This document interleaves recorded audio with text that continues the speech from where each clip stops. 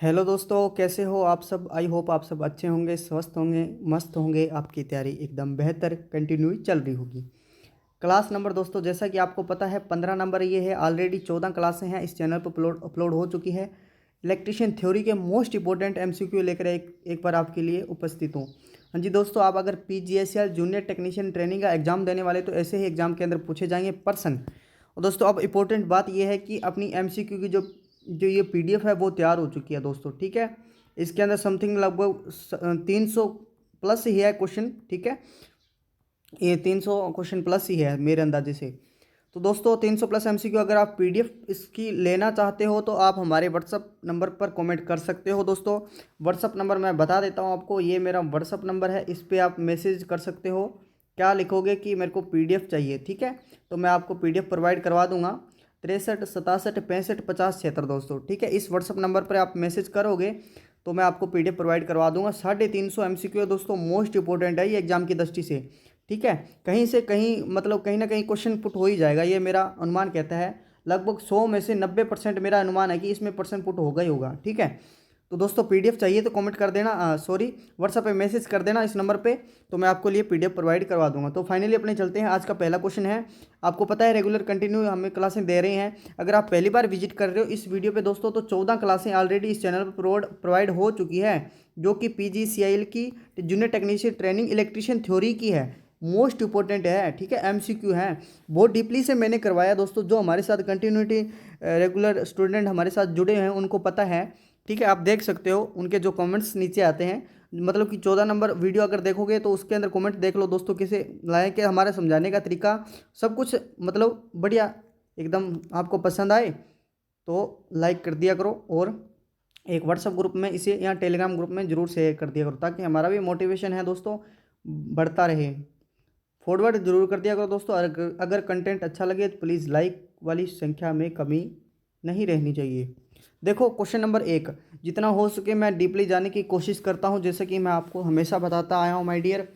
Question number 1, एक निम्न में से क्रॉस आर्म का कार्य क्या है। क्रॉस आर्म, ठीक है, मैं सिंबल बताऊंगा क्रॉस आर्म, जिस जिस कैंडिडेट ने नहीं देखा है, क्योंकि दरअसल ऐसा होता है ना, थ्योरेटिकल से प्रैक्टिकल चीज़ें हैं वो हमें ज़्यादा याद रहती है। क्रॉस आर्म क्या है दिखाऊंगा, और इसका कार्य क्या है वो देखते हैं। कि पोल का सहारा देना, वायुयान से सुरक्षा, चालकों में दूरी बनाए रखना और उपयुक्त सभी दोस्तों। तो मैं एक फ़ोटो खींच के लाया हूँ इंटरनेट पे, वो मैं आपको दिखाता हूँ क्रॉस आर्म की। तो सभी को मैं बता दूंगा कि क्या क्या करता है, कौन क्या करता है। ठीक है, आगे एक इंसुलेटर का क्वेश्चन आएगा तो मैं उसी में बता दूंगा, इंसुलेटर का दो दो बार नहीं करूँगा। ठीक है, तो माय डियर ये है क्रॉस आर्म मेरे पास, देख सकते हो दोस्तों। ठीक है, क्रॉस आर्म, तो ये क्रॉस आर्म है। तो इसका कार्य पूछा है, पहला ऑप्शन अपने को दे रखा है कि पोल को सहारा देना। ठीक है, ये पोल को सहारा देता है क्या। यहाँ पोल पे तो ये खुद लगा हुआ है, पोल को क्या सहारा देगा। दूसरा है वायुयानों से सुरक्षित, तो ये वायुयानों से सुरक्षित, ए नंबर ऑप्शन कट गया, 2 नंबर ऑप्शन कट गया।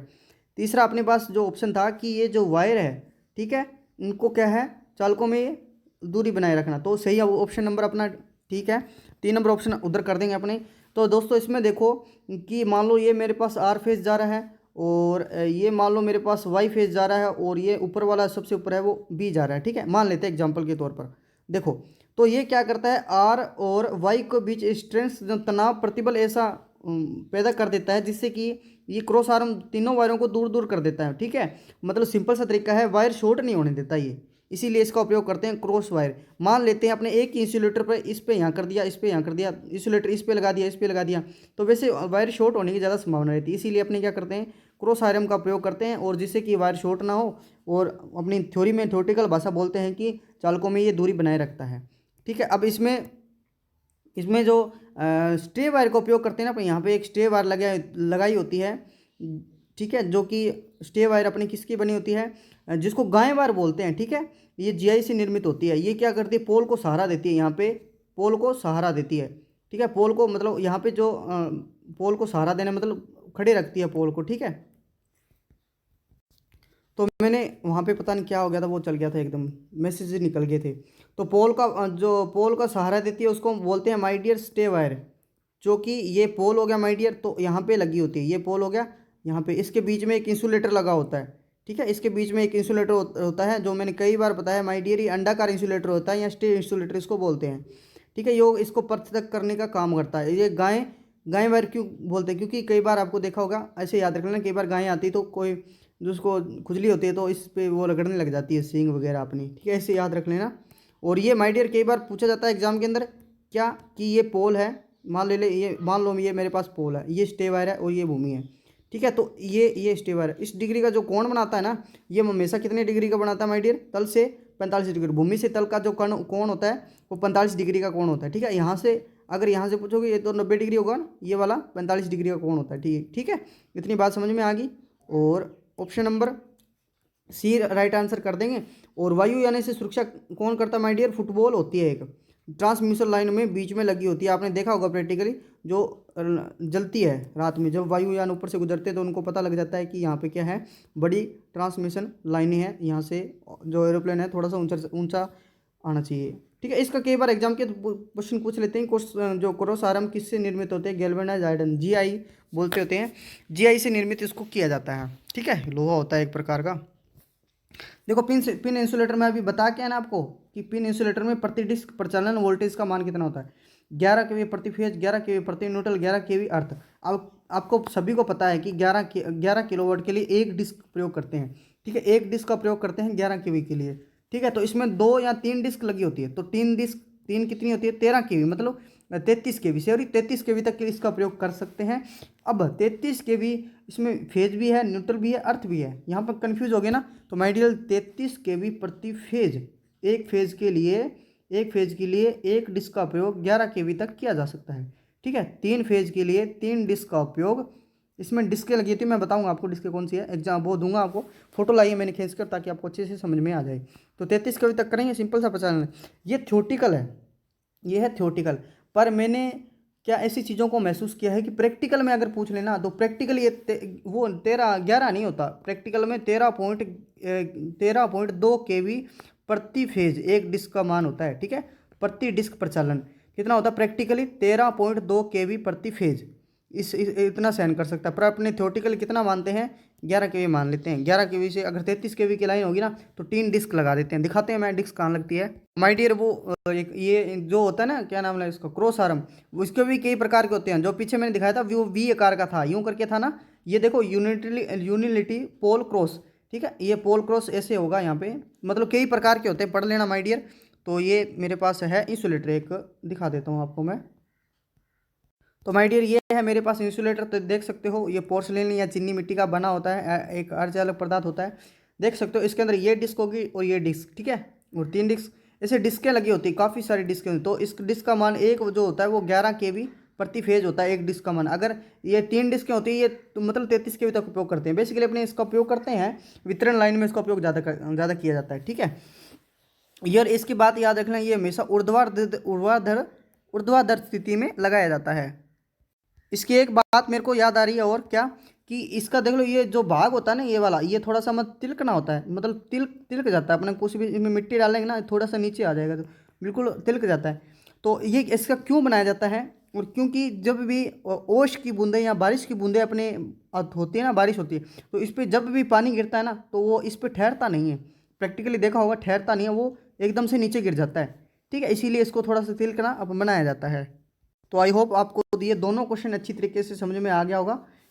11 केवी प्रति फेज तक इसका उपयोग करते हैं। देखो आज के क्वेश्चन है, सारे इंपॉर्टेंट है, सारे के सारे।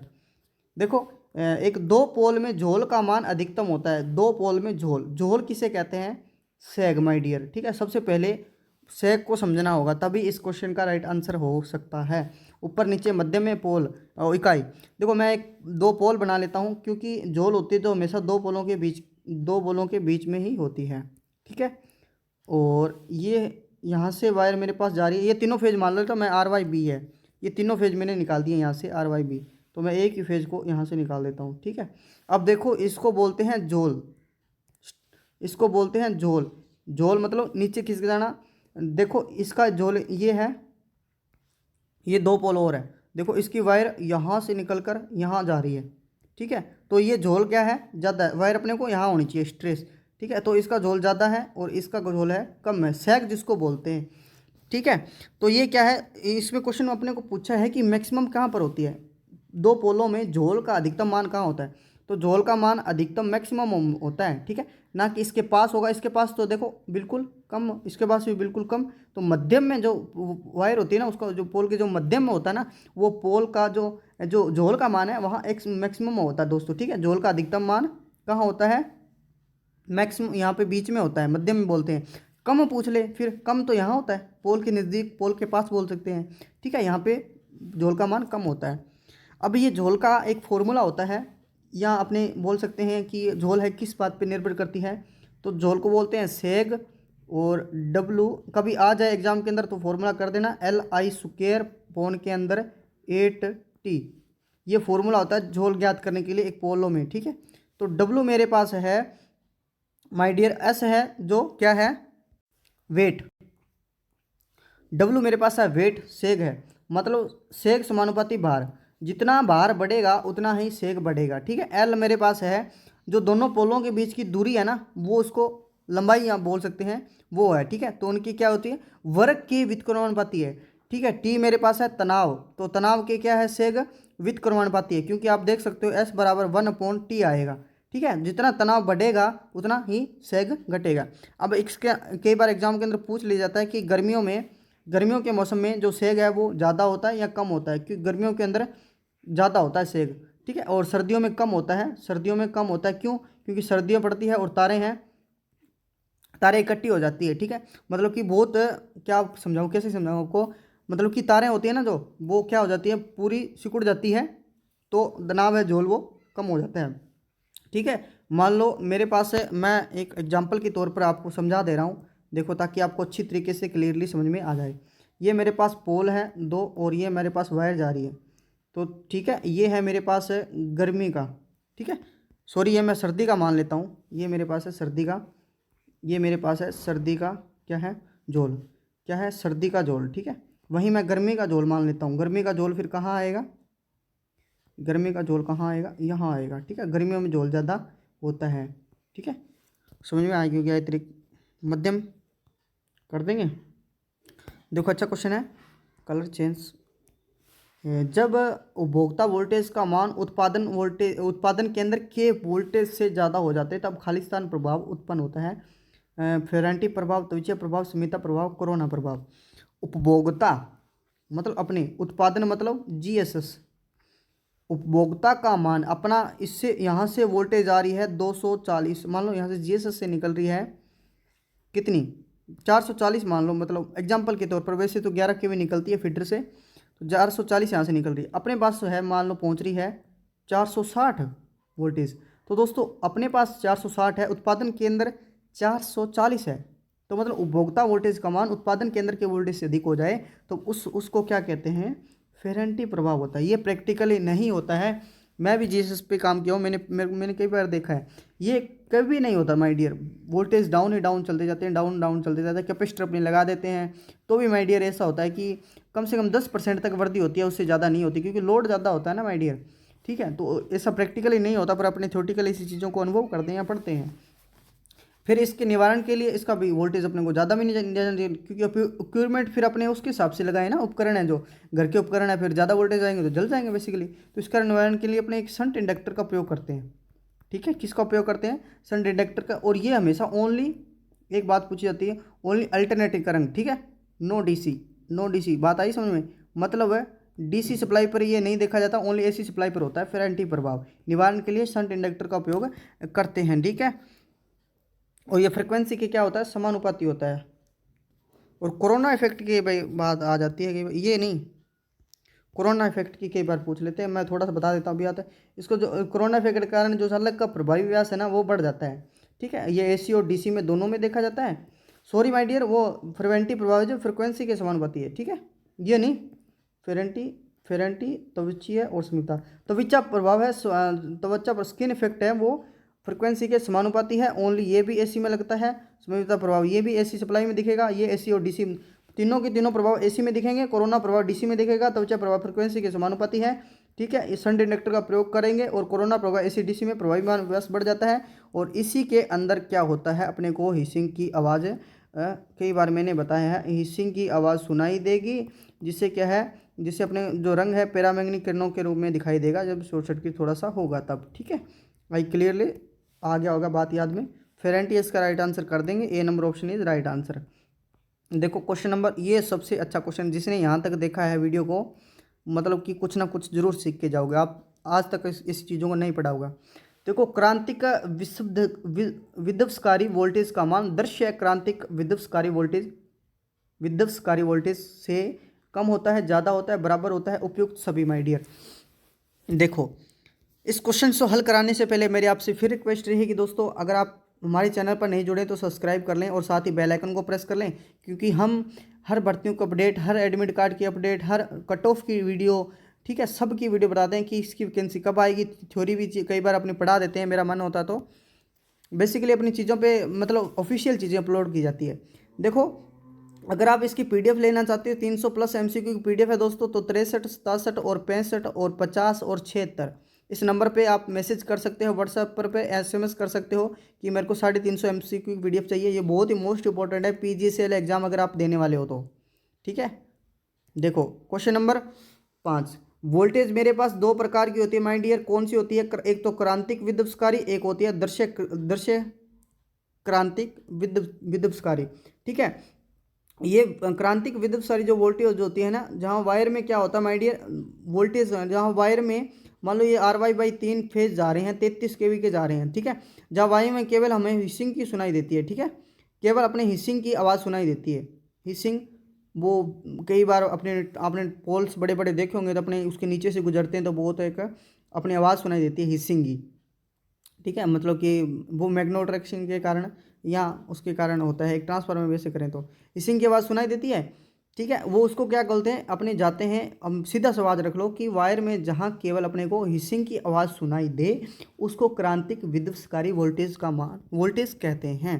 ठीक है, ऐसा सिंपल सा। फिर आता है दृश्य क्रांतिक विध्वंसकारी वोल्टेज, इसको क्या कहते हैं माय डियर, जहाँ पे अपने को हिसिंग की आवाज़ सुनाई दे वह वायर जिसके अंदर जिस वोल्टेज का मान गुजर रहा हो, तो जहाँ पे अपने हिसिंग का आवाज़ अपने को सुनाई दे, प्लस के अंदर अपने को प्रकाश भी दिखाई दे। ठीक है, इसके अंदर अपने को प्रकाश नहीं दिखाई देता, इसके अंदर दृश्य मतलब क्या है, प्रकाश दिखाई देगा।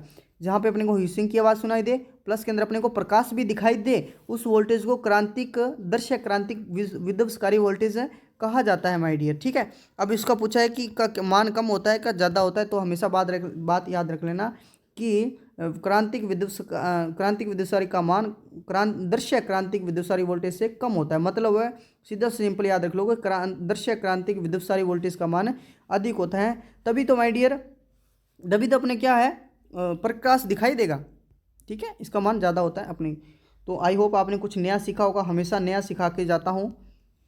एक वेल्डिंग कार्यों में कुछ ना कुछ नया सीख कर जाते हो, तो दोस्तों कमेंट जरूर कर दिया करो, हमें भी पता लगे कि हमारा कंटेंट आपको कैसा लग रहा है। वेल्डिंग कार्यों में उपयोग होने वाली एमसीबी क्या होती है? एमसीबी बहुत प्रकार की होती है माय डियर। लास्ट ईयर जब टेक्निकल हेल्पर का एग्जाम दिया था इन्होंने राजस्थान में, तो इसके अंदर एमसीबी के कलर पूछे थे, नोब, कि ये ब्लैक कलर का वाली नोब है या ब्लू कलर वाली, ग्रीन कलर वाली नोब है, तो कौन सी कहाँ उपयोग में ले लेंगे।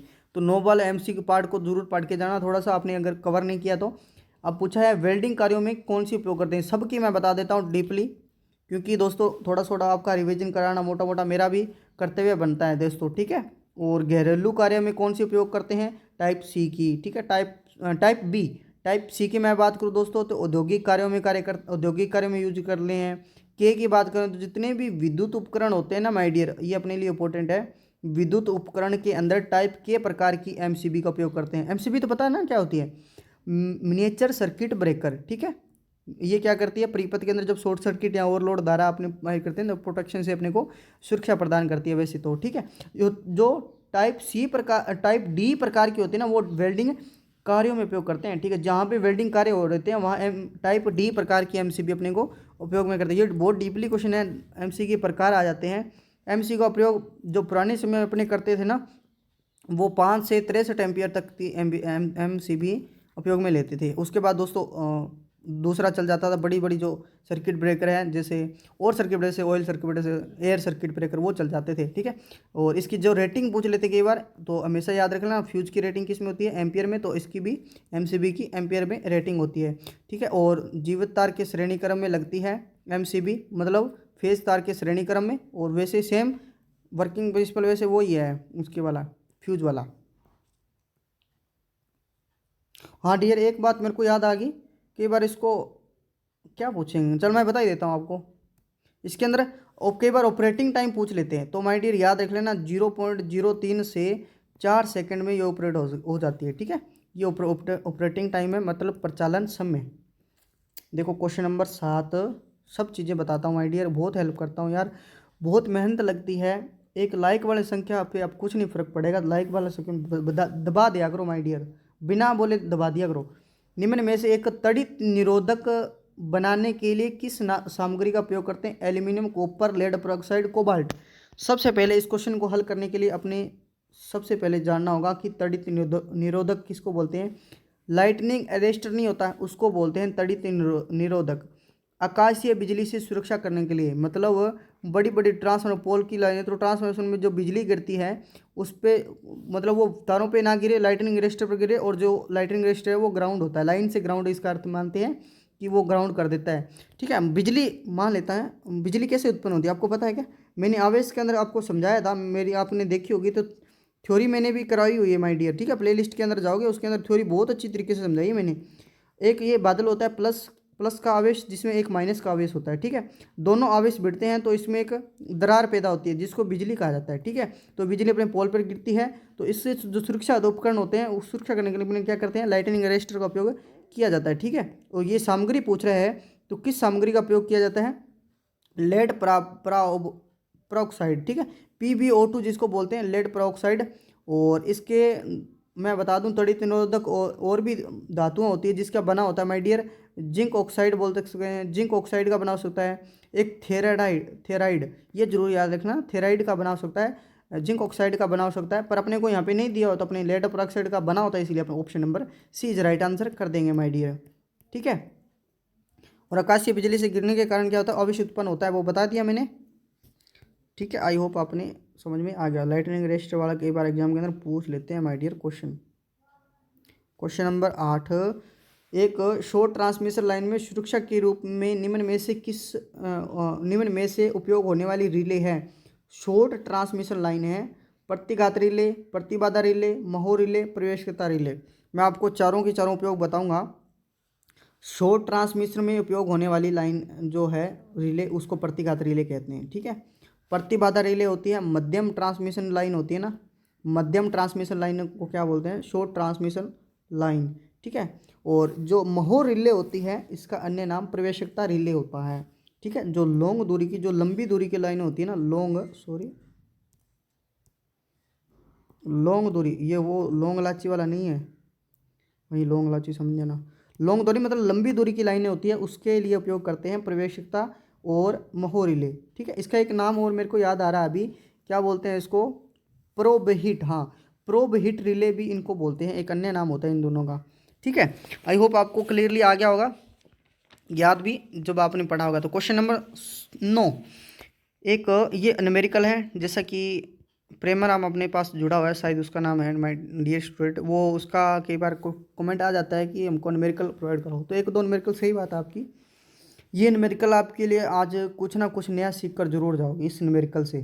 ठीक है, देखो, एक 66 MVA तथा 33 kV के सर्किट ब्रेकर की मेकिंग क्षमता ज्ञात करें। दोस्तों, जिस भी कैंडिडेट को आता है तो कमेंट करके बताना कि ये मेरे को पहले से ही क्वेश्चन आता था। क्या अपने को ज्ञात करनी है माय डियर, मेकिंग क्षमता। इसमें सबसे ज़्यादा अपने को फॉर्मूले की ज़्यादा ज़रूरत पड़ेगी। ठीक है, मेकिंग क्षमता निकालने के लिए फॉर्मूला होता है, अगर आपको याद नहीं है तो लिख लेना। मेकिंग क्षमता निकालने के लिए फॉर्मूला होता है 2.55 इंटू के अंदर ब्रेकिंग, सर्किट ब्रेकर की ब्रेकिंग क्षमता। ठीक है, क्या होता है मेकिंग क्षमता निकालने के लिए फॉर्मूला क्या होता है, मेकिंग क्षमता बराबर 2.55 इंटू ब्रेकिंग क्षमता। अब मेरे को यहाँ पे क्या है, ब्रेकिंग क्षमता का मान नहीं दिया हुआ है। ठीक है, तो मैं पहले ब्रेकिंग क्षमता का मान निकालूंगा, फिर मैं उस ब्रेकिंग क्षमता का क्या कर दूंगा, 2.55 से गुणा कर दूंगा, तो मेरी मेकिंग क्षमता आ जाएगी। ठीक है, आ जाएगी ना, एक सर्किट ब्रेकर की। तो मैं ब्रेकिंग क्षमता का एक फॉर्मूला लिखता हूँ, क्या है, ब्रेकिंग क्षमता, शॉर्ट में समझ जाना। ब्रेकिंग क्षमता का एक फॉर्मूला होता है माय डियर, आभासी, जो आपको याद रखना ही पड़ेगा। आभासी शक्ति, ठीक है, जो किस में होती है, वीए में होती है, वीए में आभासी शक्ति बटे √3 और वी मतलब वोल्टेज। ठीक है, अब इसमें आभासी शक्ति नहीं दी हुई है, राइट। आप बहुत अच्छे तरीके से पहचाने, आपकी तैयारी बहुत कंटिन्यू रेगुलर चल रही है, इसका मतलब अच्छे पढ़ रहे हो। ये क्या दे रखा है, एम मैं हटा दूं यहाँ से एक सर्किट ब्रेकर का, तो वी दे रखा है, मतलब मेरे को यहाँ से आभासी शक्ति दे रखी है 66 दे रखी है मेरे को। ये एम वी ए में हो सकती है, के वी ए में हो सकती है, ठीक है, आभासी शक्ति वी ए में हो सकती है। तो मैं यहाँ पे मैं फॉर्मूला फिट करूँगा ये वाला, ठीक है। वोल्टेज मेरे को यहाँ पे कितनी दे रखी है, 33 के, मतलब मेरे को दे रखा है, मेरे को ब्रेकिंग क्षमता आ जाएगी। मैं कैलकुलेशन करूँगा, उससे 2.5 से गुणा कर दूँगा, तो मेरी मेकिंग क्षमता आ जाएगी। चलो फाइनली मैं करता हूँ इसका कैलकुलेशन। तो मेरे पास आभासी शक्ति है 66 इंटू एम दे रखा है, मेगा मतलब 10⁶ छोड़ना नहीं है इसको। √ मेरे पास 3 था, और मेरे पास वोल्टेज थी 33 इंटू 10⁻3 किलो है ना, 33 पावर 10⁻3। अब यहाँ से ध्यान से समझना, इसको मैं काट रहा हूँ 3, तो मेरे पास आ गया 10⁻3 आ गया, ठीक है, और 33 दूना 66, ठीक है। तो मेरे पास फाइनल इक्वेशन आई है, ब्रेकिंग क्षमता बराबर 10⁻3, 2 इंटू 10⁻3 और √3 इंटू, ठीक है, √3 इंटू आ जाए 3 आएगा, सीधा ही 3 आएगा, यहाँ से कैलकुलेशन कर दी। मतलब मेरे पास ब्रेकिंग क्षमता क्या आ गई, 2 इंटू 10⁻3 और √3 आ गया, ठीक है। ये मेरे पास इक्वेशन आ गई, क्या आ गई मेरे पास इक्वेशन, 2 इंटू 3 ब्रेकिंग क्षमता बराबर 2 इंटू 10⁻3 √ के अंदर 3।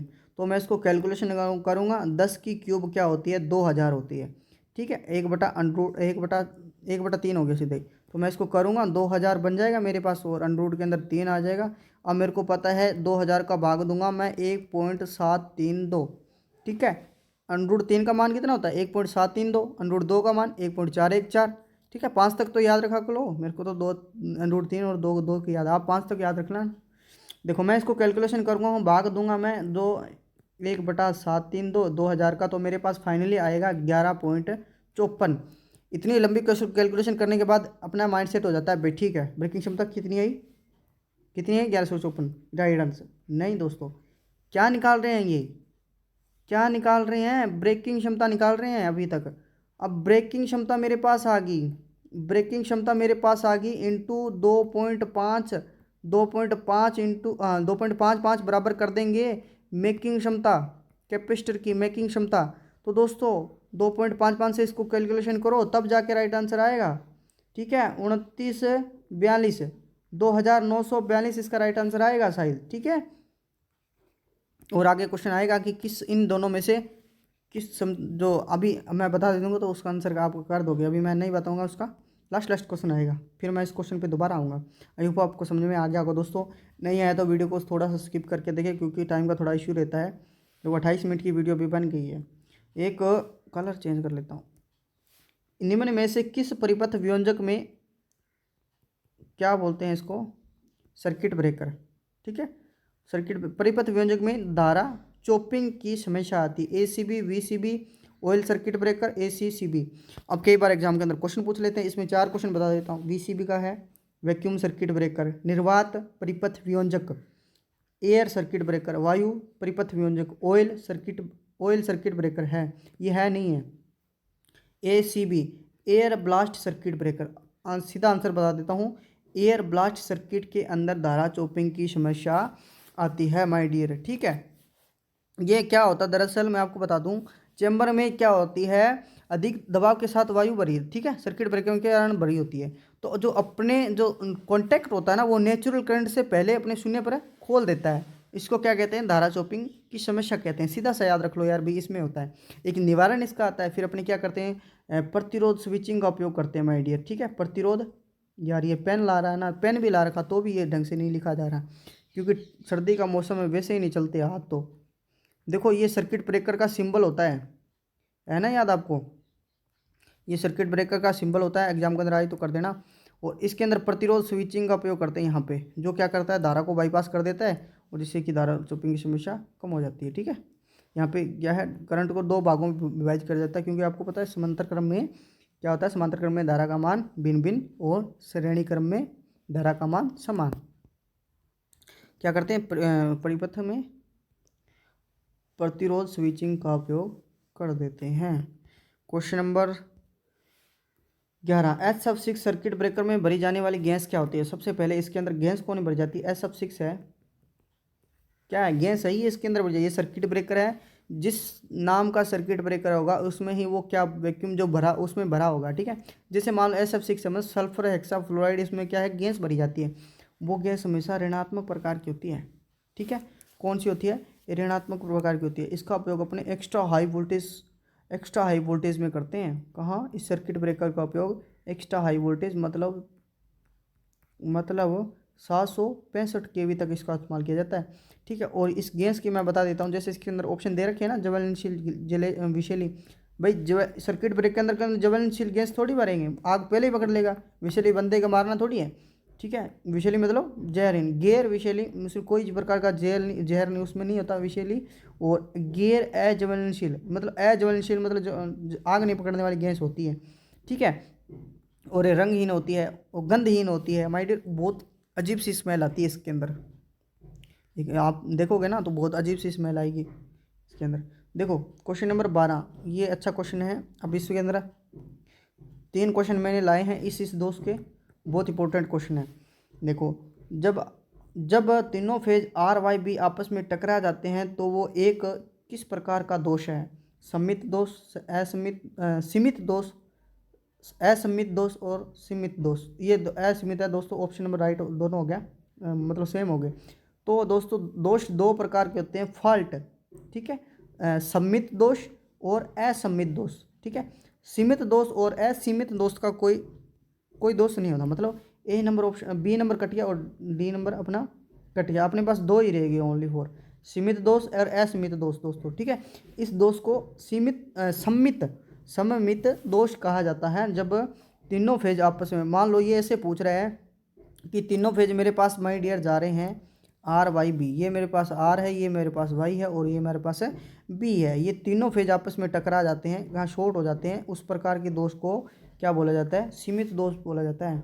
ठीक है, इसका एक दूसरा भी आ सकता है। मान लो वो केस है जब तीनों फेज ग्राउंड हो जाए, मतलब तार कहीं से टूट जाए और तीनों तारें टूट जाए और नीचे ग्राउंड हो जाए।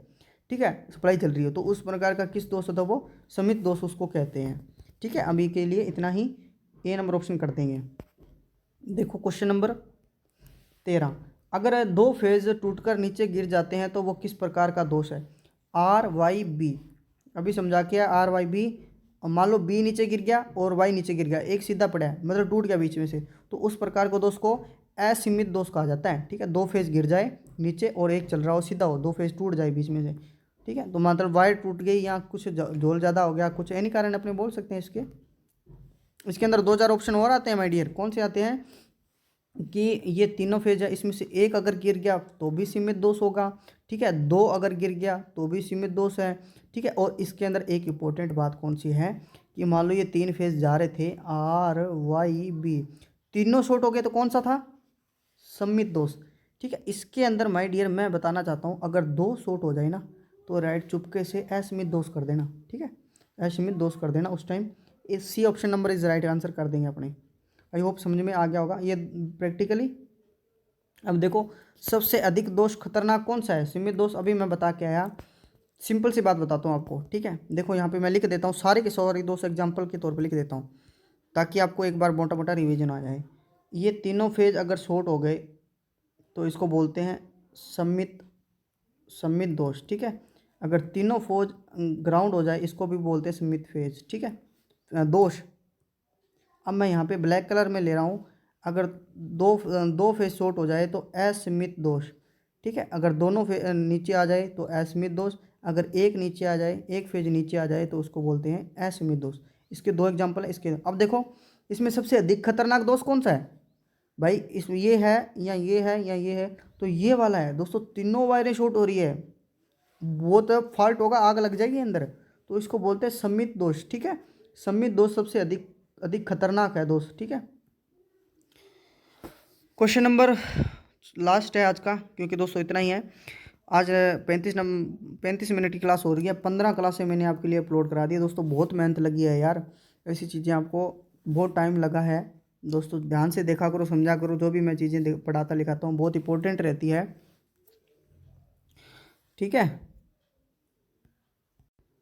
तो ये था दोस्तों अपना आज का लास्ट क्वेश्चन, अपनी जो पूरा हो चुका है।